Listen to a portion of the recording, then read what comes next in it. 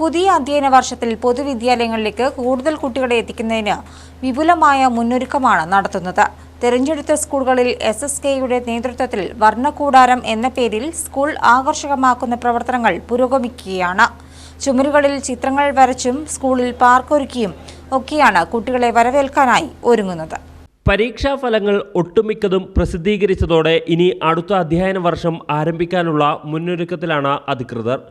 പൊതുവിദ്യാലയങ്ങളിലേക്ക് കുട്ടികളെ ആകർഷിക്കുന്നതിന് വിപുലമായ ക്രമീകരണങ്ങളാണ് ഒരുക്കുന്നത്. സ്കൂൾ തുറക്കാൻ പോകുന്നതിന് മുന്നോടിയായി കുട്ടികളെ ആകർഷിക്കാൻ വേണ്ടിയിട്ട് കാർട്ടൂൺ ചിത്രങ്ങൾ വരച്ച് സ്കൂളിലെ മനോഹരമാക്കുക എന്നുള്ളതാണ്. അതായത് മയിലുകൾ, മാനുകൾ, മറ്റ് കാട്ടിലെ മൃഗങ്ങൾ ഇതൊക്കെ വരച്ച് ആകർഷിക്കാൻ വേണ്ടിയിട്ട് കുട്ടികളെ സർക്കാർ സ്കൂളിലേക്ക് കുട്ടികളെ വർദ്ധിപ്പിക്കാൻ വേണ്ടിയിട്ടുള്ള ഒരു പരിപാടി കൂടിയാണ്. കഴിഞ്ഞ ഏതാനും വർഷങ്ങളായി പൊതുവിദ്യാലയങ്ങളിൽ കുട്ടികളുടെ എണ്ണം ഓരോ വർഷവും കൂടുകയാണ്.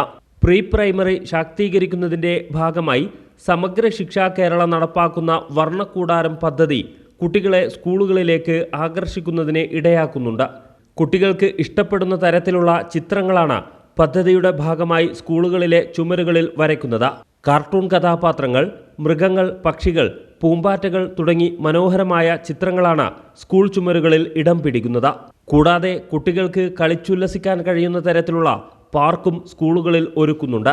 പുളിയാർമല മന്തപ്പ മെമ്മോറിയൽ ഗവൺമെൻറ് UP സ്കൂളിൽ വർണ്ണക്കൂടാരം പദ്ധതിയുടെ പ്രവർത്തനങ്ങൾ അന്തിമഘട്ടത്തിലാണ്. സമാനമായ രീതിയിലുള്ള പ്രവർത്തനങ്ങളാണ് തിരഞ്ഞെടുക്കപ്പെട്ട മറ്റു വിദ്യാലയങ്ങളിലും നടന്നു വരുന്നത്. ഇത്തരത്തിലുള്ള സംവിധാനങ്ങളും സൗകര്യങ്ങളും ഒരുക്കുന്നതിലൂടെ കൂടുതൽ കുട്ടികളെ സർക്കാർ സ്കൂളുകളിലേക്ക് എത്തിക്കാൻ കഴിയുമെന്ന പ്രതീക്ഷയിലാണ് അധികൃതർ. News bureau, Kalpetta.